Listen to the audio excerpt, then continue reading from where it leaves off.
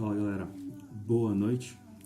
Mais uma vez estamos aqui de volta para continuar os nosso estudo do Sermão do Monte. Agora a gente vai estar falando sobre a justiça de Deus. Começa no capítulo 5, a partir do versículo 17. A justiça na graça de Deus. Então Jesus faz esse contraponto. Vai ser uma pregação um pouco mais extensa, vai ser um estudo um pouco mais extenso, tá? Não tem como a gente fugir. Apesar de tudo, eu vou quebrar esse vídeo em duas partes para não ficar tão longo, porque eu sei que eu tenho bastante conteúdo para a gente falar e é sobre o mesmo contexto, então não tem nem como cortar o tema e tentar fazer um vídeo rápido de 4, 5 minutos, não vai dar certo, tá bom? Então, para ter profundidade, então, se prepara, relaxa, pega a sua Bíblia, leia o capítulo 5 de Mateus, na verdade, especificamente do versículo 17 ao versículo 32. Então, Mateus 5, 17 a 32. Tudo bem? Vamos começar a leitura. Eu não vou ler todo o conteúdo, eu vou ler agora só a introdução e a gente vai conversando sobre o conteúdo para frente. Tudo bem? Então, vamos lá. Mateus 5, 17. Não penseis que vim revogar a lei ou os profetas. Não vim para revogar, vim para cumprir.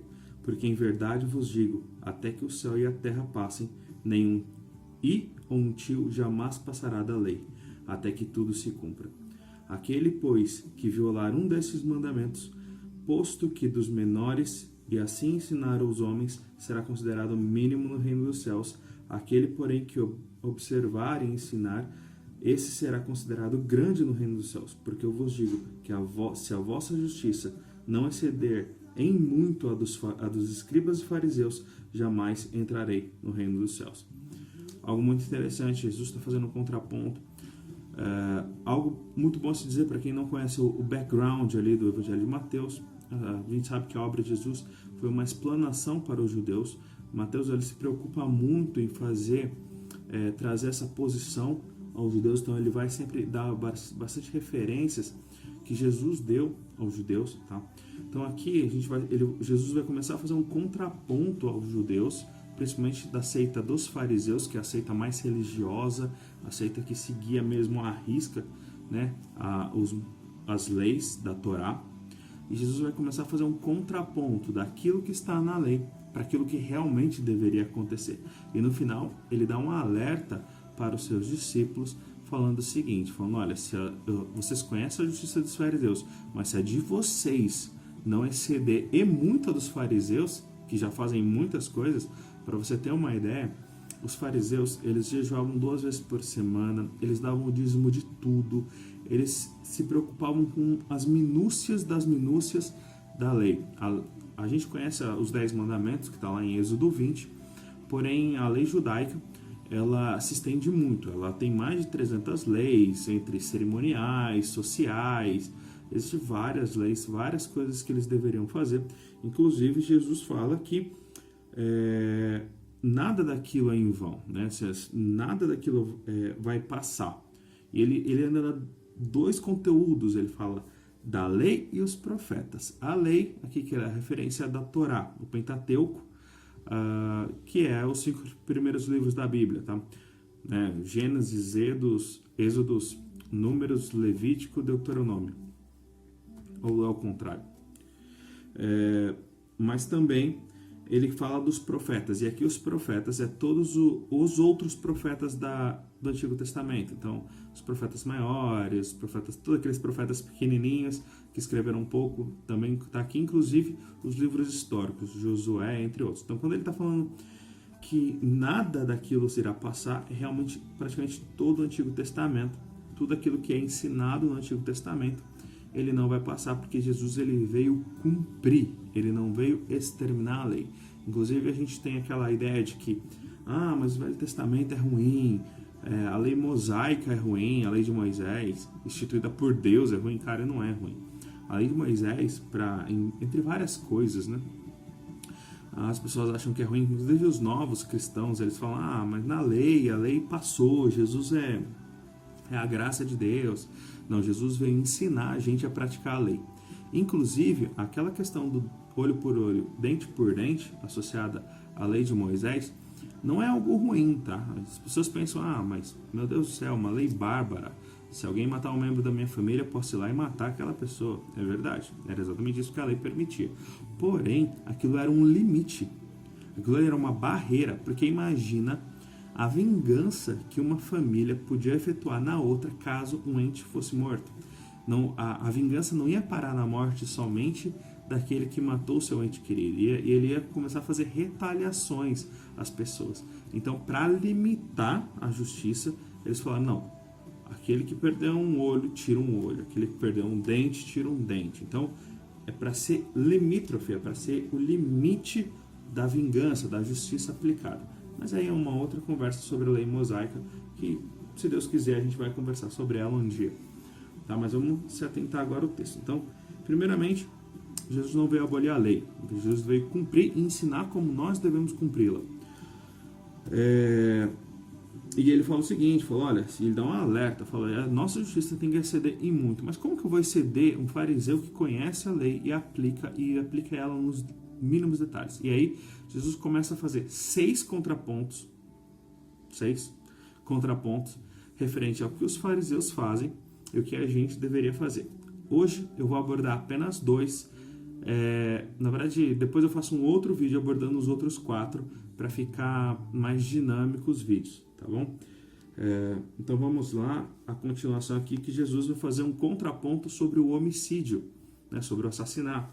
Ele fala assim, visto que foi dito aos antigos, não matarás, e quem matar estará sujeito a julgamento. Isso é uma referência aos 10 mandamentos, não matarás, que está lá em Êxodo 20, e interessante é que não matarás aqui não é simplesmente não matarás, matei para acidente, não, é não assassinarás, tá? Não cometerá um crime doloso, né?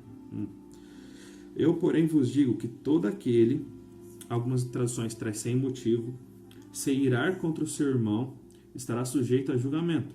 E quem proferir um insulto ao seu irmão estará sujeito ao julgamento do tribunal, e quem lhe chamar de tolo estará sujeito ao inferno de fogo.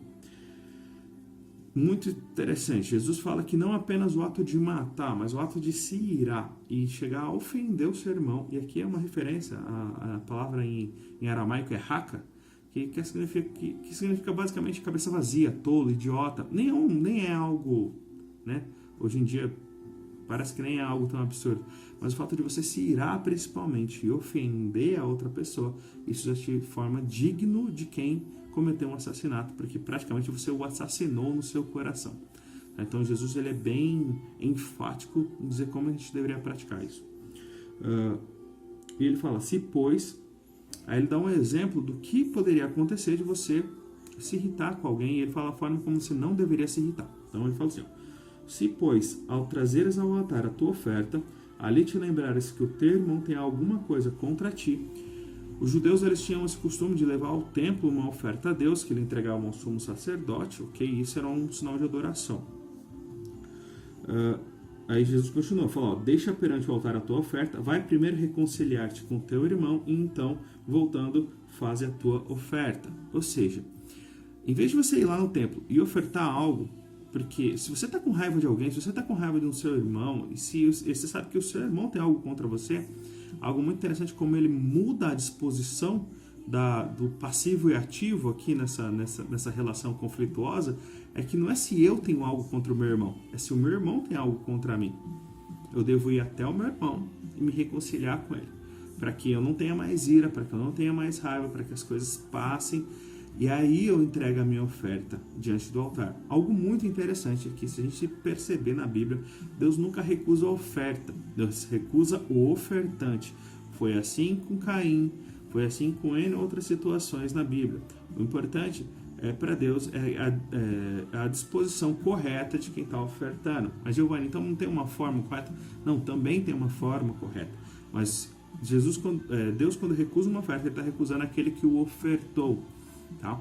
Isso é muito importante, porque ele não está se importando com o valor do que você ofertou, mas sim com o seu coração e a forma como você ofertou para ele. Então não adianta eu ir na igreja, começar a dar dízimo, começar a dar oferta, se eu sei que alguém tem algo contra mim, eu não vou e me reconcilio, porque o que Jesus espera é que eu tenha paz com todos os homens e que eu me reconcilie com o meu próximo, tá bom?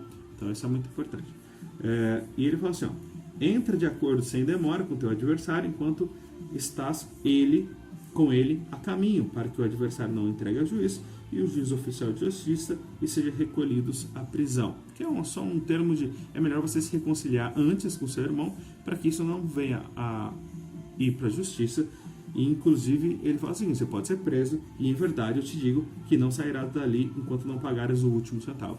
Aqui ele faz uma referência básica, inclusive tem várias analogias que a Bíblia fala com parábola sobre o perdão, né? E sobre o perdão de dívida. E aqui ele está falando sobre caso você tenha algum problema, inclusive problema judicial com seu irmão, é que melhor que você se reconcilie com ele antes que ele chame as autoridades e você seja preso e você tenha que pagar por tudo. Por quê? Se vocês são irmãos, se vocês entendem o coração um do outro, se vocês têm a mesma fé e vocês querem agradar a Deus, vocês vão encontrar uma forma de se reconciliar. E é melhor isso do que um ficar ofendido com o outro e ter o problema de você chegar a ofender e se irar. E ali, né, o próprio texto diz que você pode ser condenado só pelo fato de você se irar contra o seu irmão, mesmo que a sua ira seja justa, tá bom? Então vamos lá. Essa foi a parte do do homicídio, quando Jesus faz o contraponto do que a lei fala, que é simplesmente não matar, não cometer o ato de assassinato. Mas aqui ele fala: não apenas não mate, mas não se ire e não tenha nada contra o seu irmão. E se você souber que seu irmão tem algo contra você, você tem que se reconciliar com ele. Essa é a graça de Deus. É a graça de Deus que ela quer nos transformar não apenas no modo, mas na forma. Ele não quer apenas saber qual é o resultado. Ele quer saber como está o meu coração, qual é a disposição do meu coração. E que eu tenha que trazer a salvação e as misericórdias de Jesus para a vida das pessoas. Então, por isso que eu tenho que me reconciliar aqui. Tá bom? Aí ele vai falar do adultério. O adultério também é uma parte muito crítica. Depois ele vai falar do divórcio. Até é bom que eu separe isso em outro vídeo, porque é muito conteúdo pra gente falar. A parte do adultério. Tem bastante coisas aqui pra gente citar, então eu vou dar uma lida e a gente vai conversar sobre ela. Tá? Então, ouvistes, versículo 27, ouvistes o que foi dito, não adulterarás, também um dos 10 mandamentos. Eu, porém, vos digo, qualquer que olhar para uma mulher com intenção impura no coração, já a adulterou com ela. Se o teu olho direito te faz tropeçar, arranca-o e lança-o de ti, pois te convém que se perca um dos teus membros e não seja todo o teu corpo lançado no inferno. E se a tua mão direita te faz tropeçar, corta e lança de ti, pois te convém que se perca um dos teus membros e não vá todo o teu corpo para o inferno. Também foi dito: aquele que repudiar sua mulher, dê-lhe carta de divórcio. Eu, porém, vos digo, qualquer um que repudiar a sua mulher, exceto em caso de relações sexuais ilícitas, a expõe a tornar-se adúltera. Aquele que casar com a repudiada cometerá adultério, comete adultério. Então, é algo muito pesado, é algo muito sério. A questão do adultério na Bíblia, a questão da disposição do casamento, ele ser vitalício. O casamento na Bíblia não é eterno, ele é vitalício, ele é para a vida toda. E Deus, ele abomina o divórcio, abomina a separação de casais. Isso é algo que a gente deve deixar bem explícito, mas eu vou entrar mais no mérito no próximo tema, que é o divórcio. Mas falando sobre adultério, Jesus, ele é muito enfático quando ele diz que não é apenas o fato de eu ir lá e me relacionar, e ter relações sexuais e transar com uma outra pessoa. Ele está falando que se eu olho com um olhar lascivo, com um olhar de desejo, e eu a desejo no meu coração, eu já estou adulterando. E algo muito interessante é que as palavras aqui usadas, elas são de uma profundidade tal que não é apenas o olhar, não é apenas o olhar de olhar e falar: nossa, que mulher bonita, ok? Isso não é adultério. O que é adultério é o homem que olha, deseja e quer possuir aquela mulher. Isso é adultério, e adultério é sério diante de Deus, tá bom?